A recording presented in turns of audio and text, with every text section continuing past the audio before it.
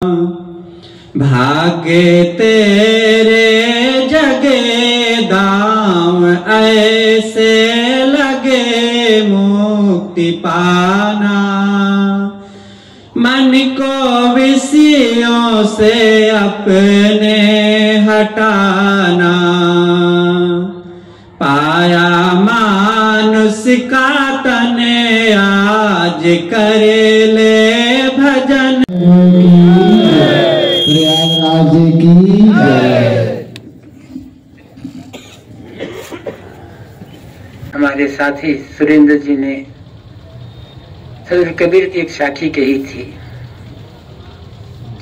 सर्वों की करी सेवा निर्गुण का करो ज्ञान। सर्वगुण निर्गुण से परे तहाँ हमारा ध्यान। इस पर उन्होंने अपने विचार प्रस्तुत किया था। पर जो मिलते हैं और जो लोग सदगुरु कबीर की वाणी को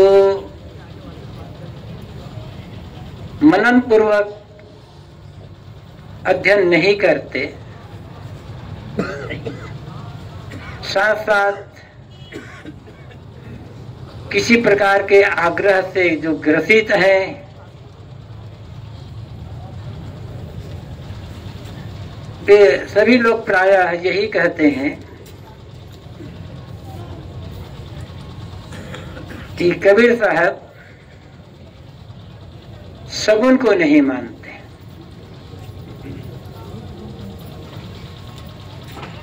वे निर्गुण को उपासक हैं। और ये सामान्य लोग ही नहीं कहते, बड़े बड़े विद्वान कहलाने वाले लोग भी ऐसा कहते हैं और लिखते हैं और इसी पर ही जोड़ देते हैं। और लोगों के कहते सुनते बहुत सारे लोगों के मन में ये धारणा बैठ गई है कि कबीर साहब सगुन को नहीं मानते हैं। क्या सचमुच ये बात सच है? मैं मानता हूं कि कबीर साहब निर्गुण को श्रेय देते हैं, लेकिन बिना सगुण के निर्गुण को समझा नहीं जा सकता है। निर्गुण सदगुरु कबीर का साध्य है, लक्ष्य।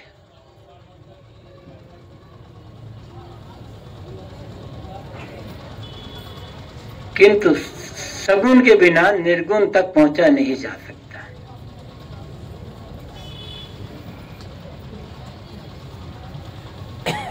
और थोड़ा सा विचार करके देखा जाए, आग्रह को, पक्षपात को, पकड़ को छोड़कर तो बड़ी सरलता से बात समझ में आ सकती है कि सदगुरु कबीर सच्चे सगुन को उपासना करने की बात कहते हैं। उनका सगुन झूठा नहीं है, सच्चा सगुन है। उनकी पंक्ति आप लोगों ने सुनी होगी, आंख न मूंदो, कान न रूंधो, काया कष्ट न धारो, खुले नयन हंस हंस पहचानो, सुंदर रूप निहारो। भगवान, ईश्वर, परमात्मा, आप कुछ भी कह लो,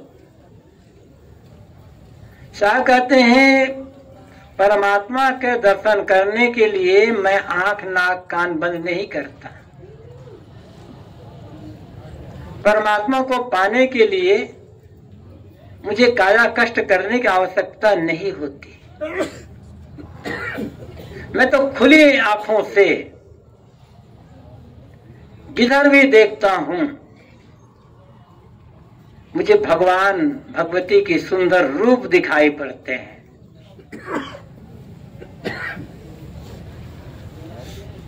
ये सगुन की ही तो बात है। देखो हमारे सामने बाएं तरफ भगवान बैठे हुए हैं और दाएं तरफ भगवती बैठी हुई है। इनको देखने के लिए आंख बंद करना पड़ेगा, खुली आंखों से हम देख रहे हैं। अब सोच लो, यहाँ जो मनुष्य बैठे हैं, नर नारी देव देवता बैठे हैं, ये सगुण है कि निर्गुण है? जो खाता पीता है, बोलता चलता है, काम धाम करता है, आता जाता है, जो समझता बुझता है, समय से जो प्रेम करता है, समय से जो चांटा भी लगा देता है, समय से क्षमा भी कर देता है, समय से क्रोध भी करता है, जो डांट कर समझाता है, पुचकार कर समझाता है, प्रेम से समझाता है, जो बोलता चालता है, वो मनुष्य निर्गुण है कि सगुण है? अगर सगुण की बात क्या है? सगुण कहते किसे? जिसमें गुण हो, गुण वाले को सगुण कहा जाता है। और जितने प्राणी हैं सब सगुण है, ये निर्गुण तो है नहीं। सदगुरु कबीर यहां तक कहते हैं, कबीर जेती आत्मा तेते सालिग्राम, बोलनहारा पूजिए पाहन सो क्या काम। ये जितनी आत्मा है, जितने प्राणी हैं, केवल मनुष्य ही नहीं, मनुष्य के अलावा जितने प्राणी हैं, ये सब सालिग्राम भगवान है। इनकी पूजा क्या है, इनकी सेवा क्या है? सबसे बड़ी पूजा, या कह सकते हैं सबसे बड़ी सेवा, किसी को जान बुझ कर तन मन वचन से दुख न देना, पीड़ा चोट न पहुंचाना।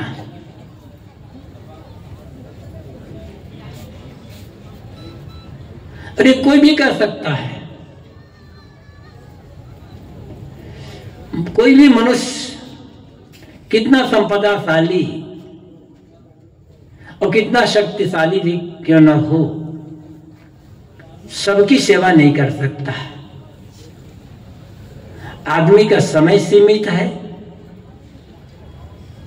शक्ति सीमित है, और वस्तु में भी सीमित है।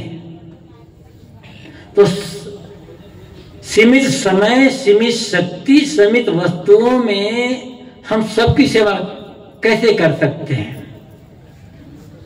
लेकिन हम किसी को जानबूझकर चोट न पहुंचा, ये तो कोई भी कर सकता है। जहां कहीं भी रहें, वहां की व्यवस्था में सहयोग करें। ट्रेन में चल रहे हैं तो ट्रेन में चलने वाले जो सहयात्री हैं, उनके साथ प्रेम का, सेवा का, सुंदर आदर का, सम्मान का व्यवहार करें। उन्हें परेशान न करें तो सेवा हो गई। आप ट्रेन में, बस में यात्रा कर रहे हैं, सामने वाले जो आपके अगल बगल जो यात्री बैठे हुए हैं, आप उनका सहयोग नहीं कर सकते, कोई बात नहीं, उन्हें परेशान करना बंद कर दो, किसी प्रकार से सेवा तो हो जाएगी। तो कबीर साहब का परमात्मा जानदार है, जीवित, सगुण है। इन्हें देखने के लिए किसी जंगल में जाने की आवश्यकता नहीं है, किसी तीर्थ में जाने की आवश्यकता नहीं। जहां है, आपका घर ही मंदिर है। सुबह उठे आप, और सुबह उठ करके ये भावना करें,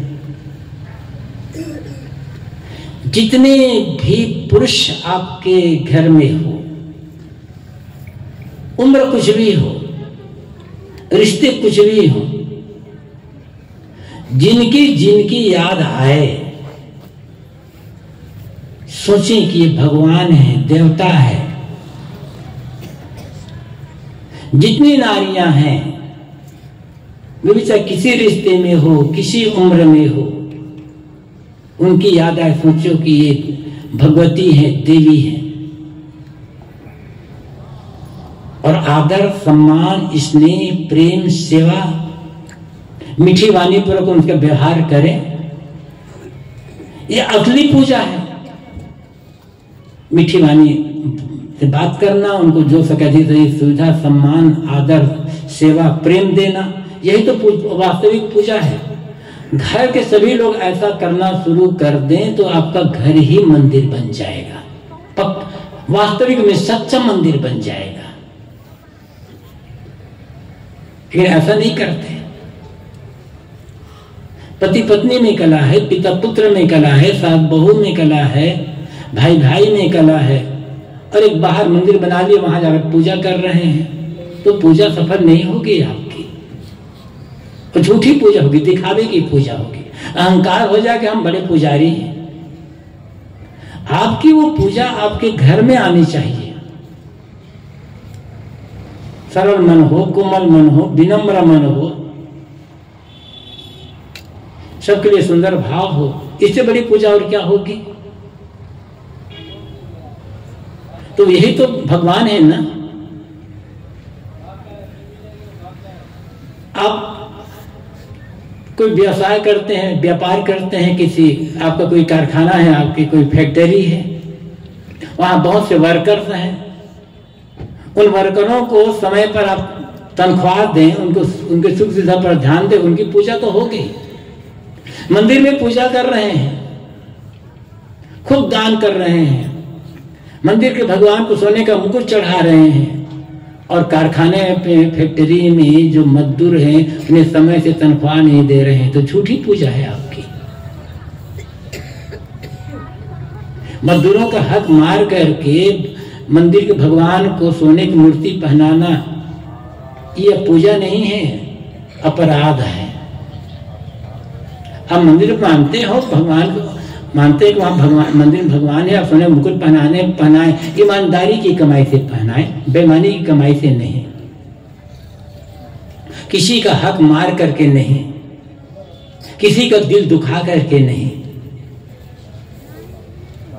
गुरुदेव जी की पंक्तियां यहाँ कहीं टांगे होंगे, सामने से टंगे हैं।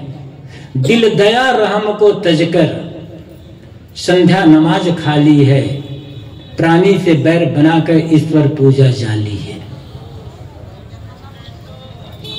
जिसे देखते नहीं है उसकी पूजा, और जिसे देखते हैं उसके साथ दुर्व्यवहार, ये झूठी पूजा है।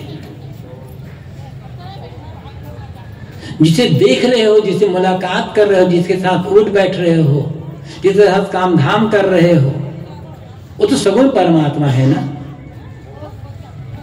इसको देखने के लिए क्या आंख बंद करना पड़ेगा, कि कान बंद करना पड़ेगा, कि जंगल जाना पड़ेगा, कि भूख प्यास सहन करना पड़ेगा।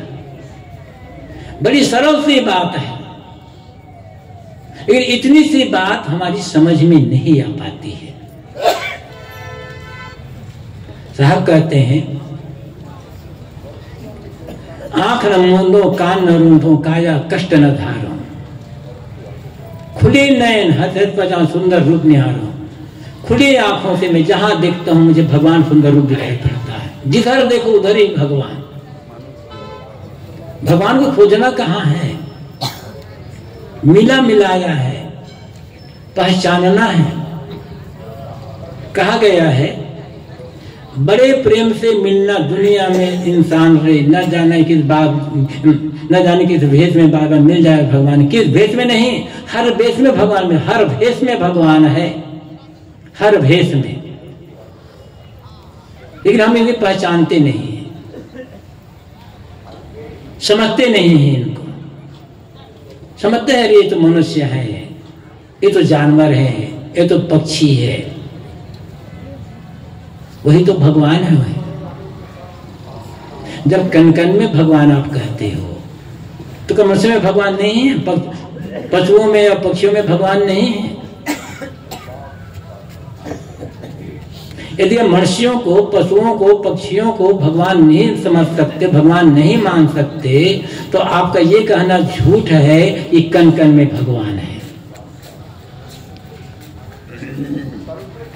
क्योंकि पशु पक्षी मनुष्य कनकन के बाहर तो है नहीं ना, कनकन के भीतर ही तो है।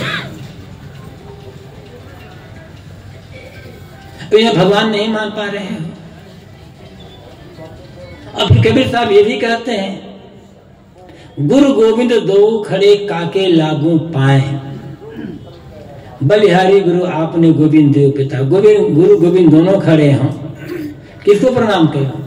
तो गुरु की बलिहारी जिन्होंने गोविंद की वास्तविकता बताई, तो गुरु सगुण है कि निर्गुण है? क्या कहोगे? गुरु तो ज्ञान गुण से संपन्न है, दया क्षमा प्रेम आदि गुणों से संपन्न है, वो तो असली सगुण है ना। जो बराबर संत महंतो सिमरो हुई काल फांस से बाँचा हुई, संत महंतों के सिमरन करने को कहते हैं। तो ये संत महंत सगुण है कि निर्गुण है? साकार है कि निराकार है? गुरु को क्या कहोगे? साकार कहोगे कि निराकार कहोगे? कहते कभी निराकार को मानते, साकार को नहीं मानते। तो गुरु कौन है? संत महंत मनुष्य ये सब साकार है या निराकार है? आपको लगता है कि गुरु निराकार है, तो हो सकता है आपका कोई गुरु निराकार है, वो हार मात वाले का गुरु ना मानते हो, बात दूसरी है। प्रत्यक्ष साकार तो गुरु है ना। गुरु क्या मनुष्य मात्र साकार है, पशु पक्षी साकार है। अब इनको कह रहे साहब कि ये सगुण परमात्मा है, इनकी सेवा करो। झूठी सेवा के लिए, झूठी पूजा के लिए साहब नहीं कहते। और सेवा की बात आती है तो कहा जाता है नर सेवा नारायण सेवा। तो नर तो नारायण नहीं है, नर अलग है नारायण अलग है। तो नर सेवा नारायण सेवा कैसे बनेगी? नर सेवा नारायण सेवा तो तभी बनेगी जब नर ही नारायण होगा। और आप नर को नारायण नहीं मानते हैं, तो नर सेवा नारायण सेवा कैसे बनेगी? अलग आप नारायण मानते हो, आपकी भावना है, मानो, उसके लिए मना ही नहीं है। लेकिन यदि नर को नारायण नहीं मान पा रहे हो, नर के साथ दुर्व्यवहार कर रहे हो, तो नारायण कभी खुश नहीं होने वाला है। किसी भी के साथ अनाचार कर रहे हो, अत्याचार कर, दुर्व्यवहार कर रहे हो, तो आप नारायण कभी खुश नहीं होने वाला है। एक बात समझो, आप किसी के घर गए और फल लेकर, मिठाई लेकर, माला लेकर के गए, और जाते ही उस व्यक्ति के चरणों में फल फूल मिठाई रुपया पैसा अर्पित किए, हार पहनाकर बड़ी श्रद्धा के साथ उस व्यक्ति का पैर छूकर प्रणाम किए, आपने खूब उसकी पूजा की। और जब इतना करने के बाद उस आदमी का एक छोटा बेटा आया, तो उसे कान को पकड़कर जोर से ऐड़ दिए और गाल में 2 चांटा लगा दिए, वो आदमी खुश होगा? वो तो डांटेगा तुरंत आपको। लेकिन आप उस आदमी को फूल माला न पहनाओ, मिठाई में पैसा अर्पित न करो, जब उसका बच्चा आए तो उसे प्रेम से गोद में उठा लो, उसको पुचारो से उसको खिलाओ, आदमी खुश हो जाएगा।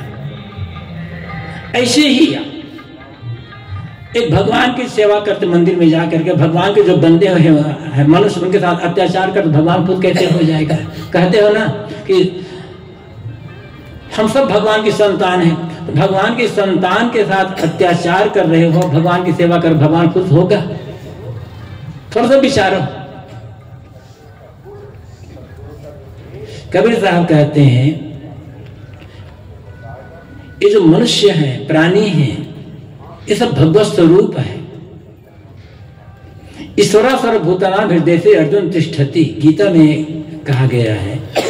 श्री कृष्ण कहते हैं अर्जुन, ईश्वर तो सभी प्राणियों के हृदय में बैठा हुआ है। तो जहां ईश्वर बैठा वो तो ईश्वर हो गया ना, है तो सगुण है। फिर इसलिए कबीर साहब कहते हैं कि आंख न मूंदो, कान न रूंदो, काया का संधार। भगवान देखने के लिए मैं जंगल जाता नहीं, पहाड़ नहीं जाना पड़ता मुझे, जहां हूं, जहां बैठा हूं वहीं खुली आंखों से, खुले नेत्रों से मुझे भगवान सुंदर रूप दिखाई पड़ता है, जिधर देखो उधर। इसलिए मैंने कहा था कि आप अपने घर से तो शुरुआत करें। छोटे बड़े जितने भी लोग हों, निश्चित है घर में जितने भी लोग हैं आपके परिवार में, सबकी योग्यता एक बराबर नहीं है। सबका काम करने का ढंग, सबका सोचने विचारने का ढंग अलग अलग है और सब बराबर हो नहीं सकते। लेकिन सबको आदर, प्रेम, सेवा पसंद है तो ये तो किया जा सकता है ना। इसलिए भटकने की आवश्यकता नहीं है। और एक याद रखो, सेवा की आवश्यकता सदैव जानदार को होती है, बेजान को नहीं होती है। क्योंकि दुख, तकलीफ, पीड़ा, दर्द जानदार को होते हैं। बेजान को दुख नहीं होता, पीड़ा नहीं होती, तकलीफ नहीं होती, दर्द नहीं होता है। ये माइक बेजान है। अब हम सोचे कि माँ को ठंडी लग रही है तो स्वेटर पहना दें, क्या कहोगे? माँ को गर्मी लग रही है, माँ को बुखार हो गया है, माइक है ना। अब गर्मी, मतलब धूप में ये माइक पड़ा हुआ है, आप अब गर्म हो गया, अरे माइक को बुखार हो गया है, डुबा दो पानी में, काम तो आ जाएगा उसके बाद ना।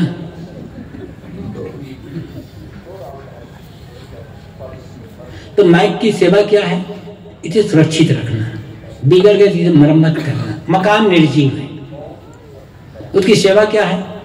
मकान में टूट फूट हो रही है, मरम्मत करो, समय से रंग रोगन पोताई आदि करो, झाड़ू पोछा से साफ रखो, ये मकान की सेवा है। तो किसके लिए यह सेवा होती है? मकान में रहने वाले जो जानदार लोग हैं उनकी सुविधा के लिए। ऐसे आपकी गाड़ी बिगड़ गई तो गाड़ी बिगड़ गई तो समय से उसकी गाड़ी की मरम्मत करवाना, गाड़ी में तेल पेट्रोल बराबर समय से डालते रहना, गाड़ी की साफ सफाई रखना, हवा पानी सब देखते रहना, ये गाड़ी की सेवा है। और किसके लिए गाड़ी सेवा? जो जानदार लोग हैं उनके आने जाने के लिए गाड़ी होती है, इसलिए उस गाड़ी की मरम्मत रखना है। वो गाड़ी की सेवा जानदार लोगों के लिए, जानदार सुविधा के लिए होती है। ऐसे आप समझते चले जाओ। अब मकान को प्रणाम करो, मकान की आरती करो, गाड़ी की आरती करो, वंदना कर लो, तो ये आपकी भी भावना है और आपकी बहादुरी भी कह सकते हैं। वैसे तो हमारे यहाँ जब आदमी कहीं जाओ, किसी प्रदेश में जाओ, जब नई गाड़ी खरीद कर लाता है तो उसकी पूजा करता, आरती करता है, और उसकी गाड़ी के चाहे बाइक के हैंडल में हो, चाहे कार के स्टीयरिंग में हो, एक इतनी बड़ी लाल लाल चुनरी बांध देता है। ये लाइसेंस है, आंख मूंद कर चलाओ गाड़ी तो भी एक्सीडेंट नहीं होने वाला है, क्योंकि गाड़ी की आरती कर ली गई और गाड़ी में लाल चुनरी बांध दी गई। अब बिना लाइसेंस के चलाओ, गाड़ी चलाना नहीं सीखे तो भी चलाओ, आप उल्टा चलाओ, उल्टा बैठ कर चलाओ, एक्सीडेंट होना ही नहीं उसमें। कितना भटक गए हैं। गाड़ी की अच्छे, गाड़ी के इंजन पर भरोसा नहीं है, अपनी ड्राइविंग पर भरोसा नहीं है, गाड़ी की जो अन्य मजबूती है उस पर भरोसा नहीं है। भरोसा कहाँ पर है? एक लाल चुनरी पर। लोग मकान बनाते हैं, बढ़िया मकान बनाएंगे, बढ़िया इंजीनियर लाएंगे, कुशल इंजीनियर से नक्शा बनाएंगे, किसी सिविल इंजीनियर से, फिर उसकी देख रेख में मकान बनाएंगे।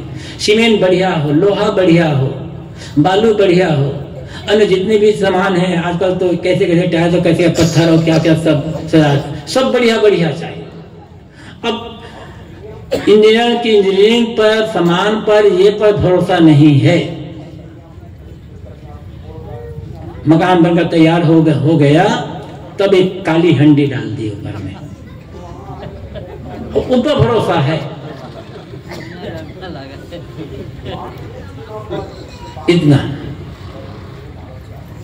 मतलब अब काली हंडी बनाने बता तो घर में जब लोग रहेंगे ना तो कभी झगड़ा नहीं, कोई वहां झगड़ा नहीं करेगा, कोई बीमार नहीं पड़े, घर में कोई मरेगा भी नहीं।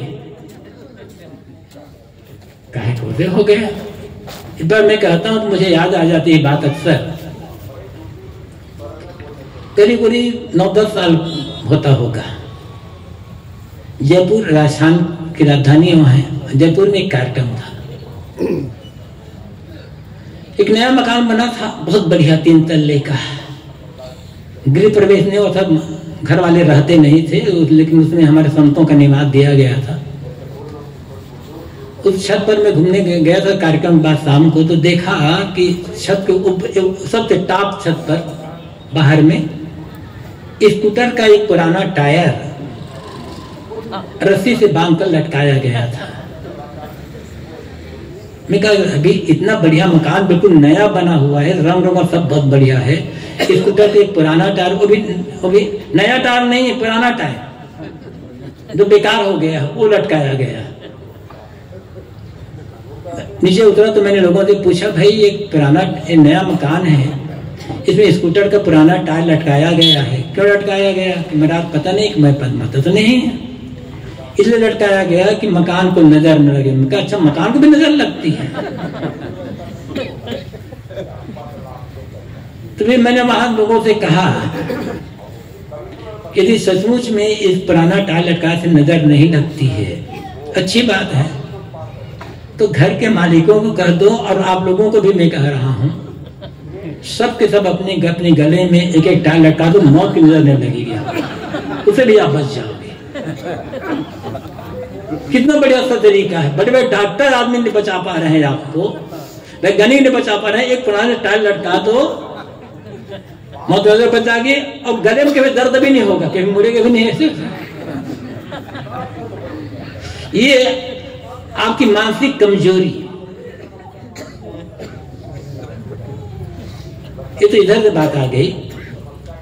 तो मैं ये कह रहा था कि आप सब कुछ करोगे, लेकिन घर के जो लोग हैं या आपके कर्मचारी हैं उनके साथ सुंदर व्यवहार नहीं करोगे, जो साक्षात परमात्मा है, जीवित परमात्मा, उनके साथ सुंदर व्यवहार। और इनको देखने के लिए कहीं जंगल आदि जाने की क्या जरूरत है? वो इल्ला साहब कहते हैं कि मेरा जो परमात्मा है कहीं बाहर नहीं है, खुली आंखों से जहां देखता हूं मैं, मुझे सुंदर रूप दिखाई पड़ता है परमात्मा का, सगुन परमात्मा दिखाई पड़ेगा। तो सामने बैठे हुए जो लोग हैं, और इन्हीं का रास्ता और भी जितने भी हैं सब हैं। अब रही बात निर्गुण की, तो साहब उसके लिए भटकना नहीं है, तब उसके लिए भी कह देते हैं तेरा साहब है घर भीतर बाहर नैना क्यों खेले, तेरा जो साहब है, तेरा जो परमात्मा है, जब तक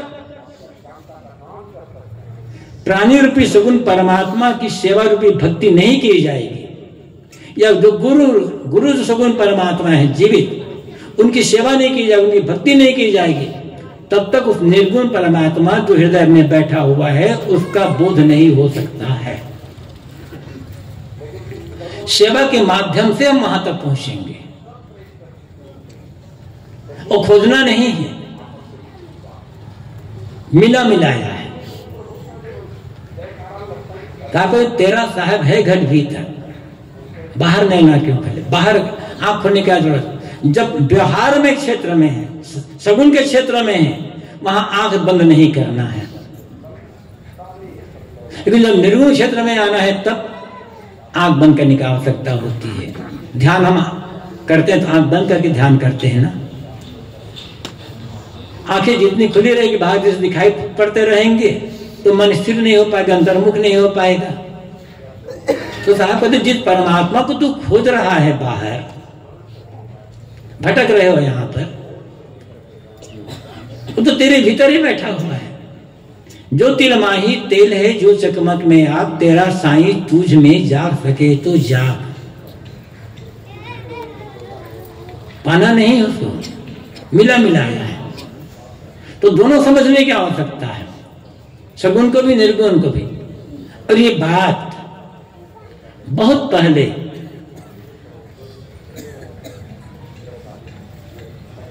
ऋग्वेद में भी कही गई है, बहुत सुंदर है।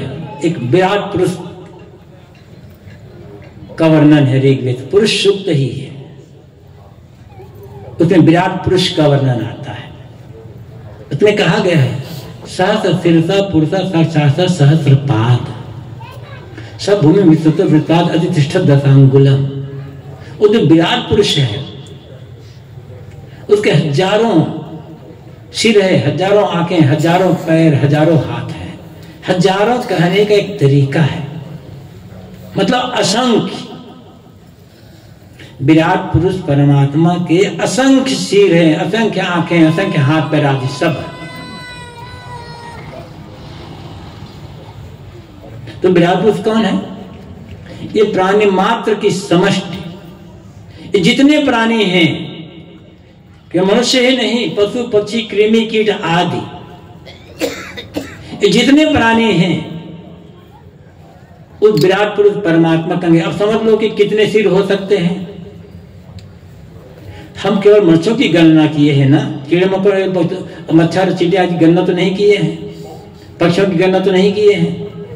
और सब के सब उस विराट पुरुष के हाथ पैर सिर ग्रीवा आदि हैं। तो कितने होंगे? असंख्य होंगे, असंख्य।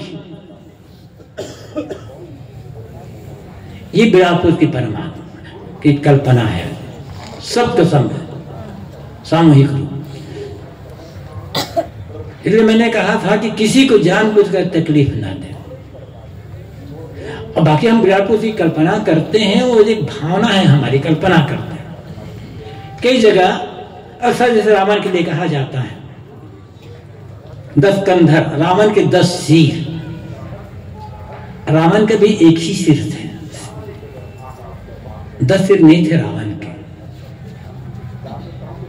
मतलब 10 आदमी जैसी योग्यता उसमें रही होगी, इसलिए कह दिया गया है। ऐसे जैन पुराण पौमचरियम में एक बात आती है कि रावण छोटा बच्चा था तो मोतियों की माला पहना था। उस माला में 10 मोती लगे हुए थे। उन मोतियों में रावण का चेहरा झलक रहा था। तो रावण का पिता आया, वो कहा, अरे रावण, तू तो 10 सिर वाला हो गया है। ये जैन पुराण, जैन रामायण में बात आती है। ऐसा नहीं कि रावण के 10 सिर रहे होंगे। छत्तीसगढ़ में यूपी में दिखाई तो नहीं पड़ता, लेकिन छत्तीसगढ़ में जगह जगह रावण का पुतला बनाकर रखा जाता है मैदान में। और 10वें दिन दाह संस्कार उसका होता, मतलब रावण जलाया जाता है। कहीं भी आप जाकर देखोगे नियम क्या है। और वहां छत्तीसगढ़ में ऐसा भी लोग करते हैं, रावण बना देंगे, 10 सिर बना देंगे और 20 हाथ बना देंगे। तो 20 पैर भी बनाओ भाई। हमारे एक सिर है, 2 हाथ है, 2 पैर है। तो रावण के जब 10 सिर बनाए, 10 बनाए और 20 हाथ बनाए तो 20 पैर बनाओ। 20 पैर बनाओ तो चलेगा कैसे आदमी? सर सोचो, रावण के 10 सिर नहीं थे, एक ही सिर था। खैर, बात विराट पुरुष परमात्मा की आ रही है। जितने प्राणी हैं सब विराट पुरुष परमात्मा के अंग है। सब भूमि विस्तृत वृत्तात्, और दुनिया में सब तरफ वो विराट पुरुष परमात्मा फैला। जहां जाओ वहां प्राणी मिलेंगे। मनुष्य नहीं मिलेगा, पशु मिलेगा, पशु नहीं, पक्षी नहीं तो कीड़े मकोड़े कहा नहीं है।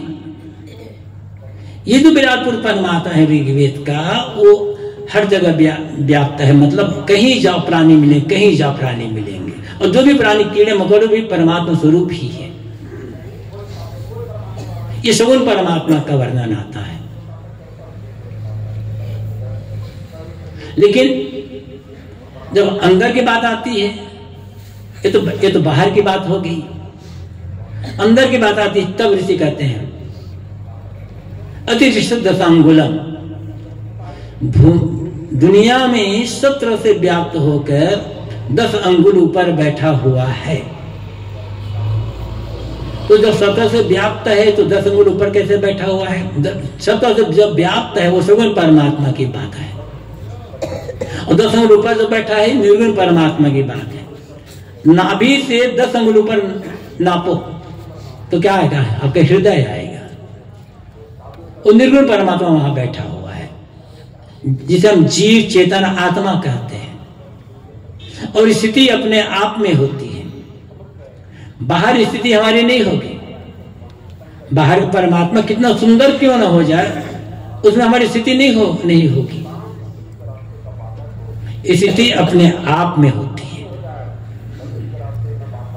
ब्रह्मलीन हो जाना, आत्मलीन हो जाना, ब्रह्मभूत हो जाना, ये जो शब्द चलते हैं, इसका मतलब ब्रह्मलीन होने मतलब क्या है? आत्मलीन हो जाना। आत्मलीन अपने आप में लीन होना। लीन होना क्या है? मन शांत हो गया, सारे विचारों से रहित, सारे संकल्पों से रहित हो गया, मन का व्यापार शांत हो गया, समाप्त। शेष क्या रह गया? आपकी आत्मा रह गई, आप रह गए। बस यही आत्मलीन होना है। उसमें कोई हमसे अलग तो है नहीं कि उसमें जाकर के हम मिल जाएंगे। मिलना मिलाना विकारी चीजों में होता है। दूध और पानी एक दूसरे में मिल गए तो दूध भी विकारी है, पानी भी विकारी है, इसलिए दोनों एक में मिल गए। तो ऐसा कोई आत्मा परमात्मा विकारी थोड़े है, अपने आप में लीन हो गए, बस हो गया। वो तो हम खुद ही हैं। बस करना क्या है? बाहर सब कुछ से अपने मन को मोड़ लेना, यही करना है।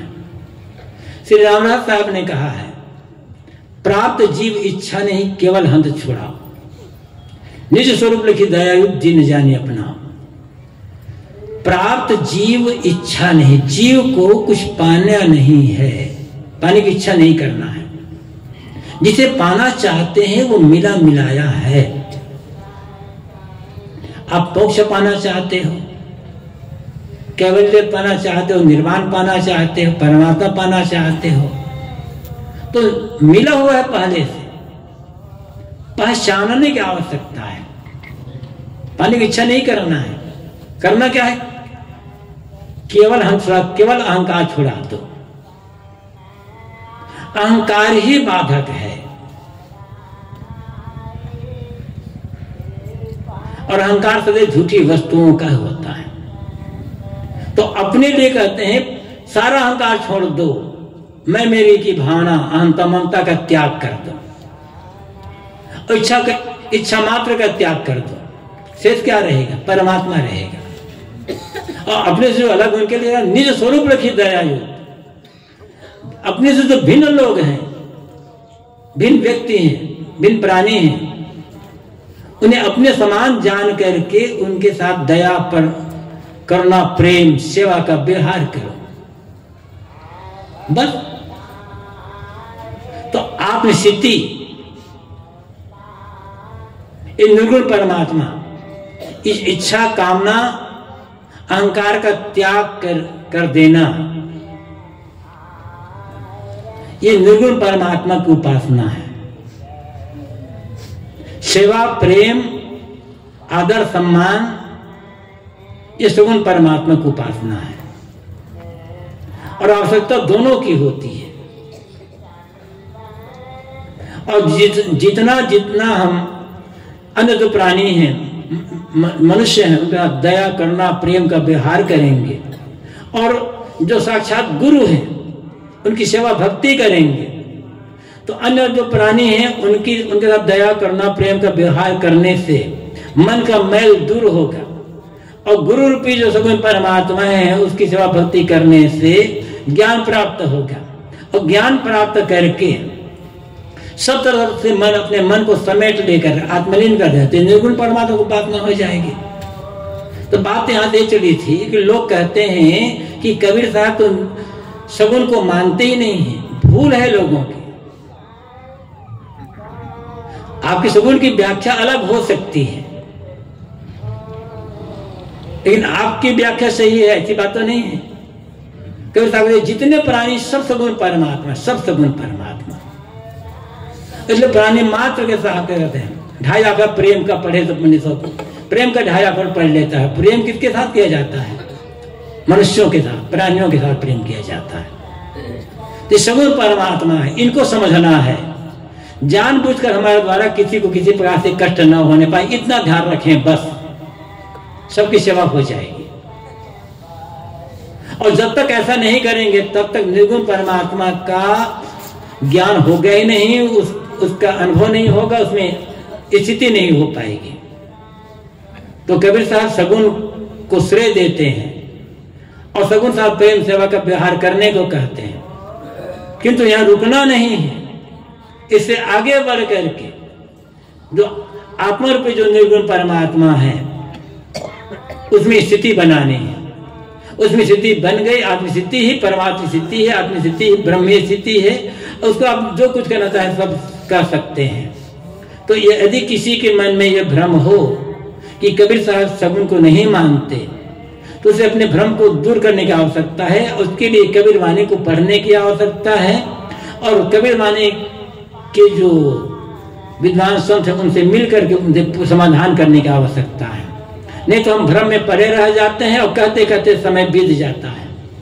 असली सगुण कबीर साहब मानते हैं, वो उनकी सेवा साधन है, साध्य है निर्गुण परमात्मा को जान करके, आत्मा को जानकर आत्मस्थित हो जाना।